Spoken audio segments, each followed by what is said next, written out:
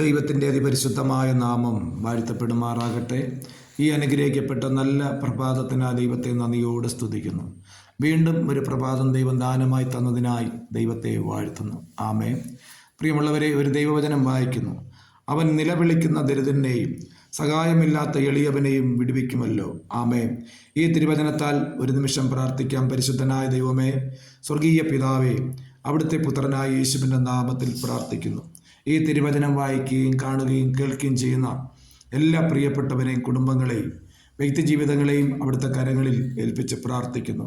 വായിച്ചു കേട്ട വചനം പോലെ ദരിദ്രനെ സഹായിക്കുന്ന ഒരു ദൈവം, എളിയവനെ വിടുവിക്കുന്ന ഒരു ദൈവം, ആമയെ കുപ്പയിൽ നിന്ന് ഉയർത്തി പ്രഭുക്കന്മാരുടെ കൂടെ ഇരുത്തുന്ന വലിയവനായ ദൈവത്തിൻ്റെ സ്നേഹത്തിന് നന്ദി. കർത്താവായ യേശുവിൻ്റെ നാമത്തെ വിളിച്ചപേക്ഷിക്കുന്ന എല്ലാ പ്രിയപ്പെട്ടവരെയും കർത്താവെ ഇന്ന് പകൽ അങ്ങയുടെ കരങ്ങളിൽ ഏൽപ്പിച്ച് പ്രാർത്ഥിക്കുന്നു.